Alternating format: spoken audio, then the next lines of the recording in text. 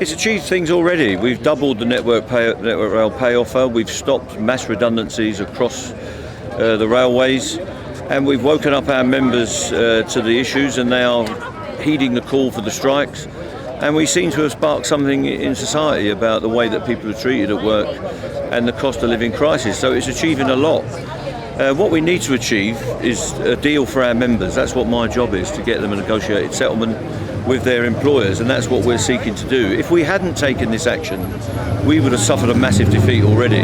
So it is achieving things every day. And what we've got to do is fulfil the promise that we make to our members to get a square deal for them in their workplace.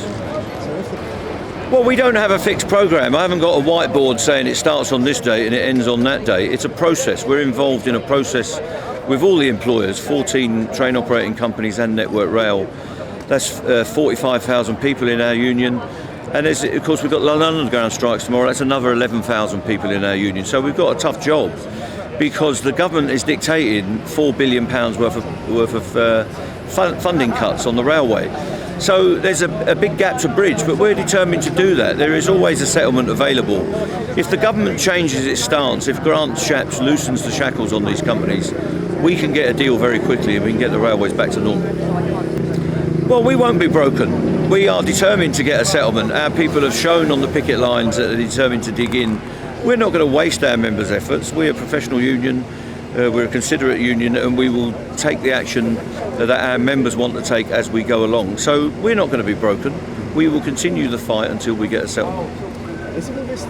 Well, the problem with the railways is it's fractured anyway. We've seen when we've not been on strike in the last 2 weeks that the railway has collapsed virtually on some days. We had people locked in the station the other night who couldn't even get home, with trains 2 and 3 hours late because of problems. So there are severe problems on the railways that are nothing to do with these strikes. The railway's got to change. We believe it should come up back into public ownership so we could run a railway on behalf of the people, on behalf of the economy and on behalf of the environment. If we do that, we could get a proper railway with a square deal for the passengers, a square deal for the taxpayers and a square deal for the workers on the system. Well, Grant Shapps is getting more and more hysterical. I try to keep a calm temperament in everything that I say. I'm not angry about this. I'm determined to get a deal.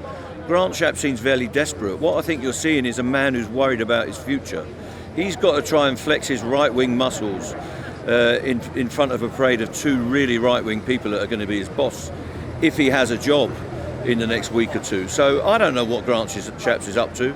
I don't think the employers really know what he's up to, and I don't think that the officials at the Department for Transport knows what he's up to. Last week he threatened to make everyone redundant on the railway by issuing letters called Section 188 letters. He put that in the Daily Mail at the weekend. 3 weeks ago he said that all overtime on the railway was going to be banned and he was going to ban it. All of which is outside of his control, by the way, because he says he's not involved. I think he's lost the plot slightly and he needs to get back on track and enable a settlement to this dispute. Well, Sadiq Khan's got some massive problems because he's been put under the cosh by a right-wing government and by the people at the Treasury. They're holding him to ransom.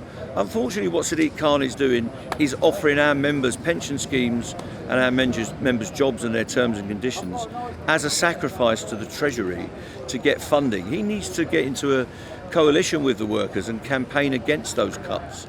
And we're determined to put him under manners as well as Shapps and the Treasury. We will take on anyone that tries to attack our people, and we will get a deal for our people that stands up to the test of time.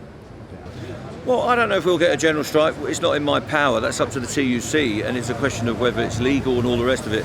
What you are going to get is a wave of solidarity action, generalised strike action, synchronised action, and you'll see it in every sector of the economy, in education, in health, wider parts of the transport system, in all sorts of sectors, the private sector as well, because people are fed up with the way they're being treated.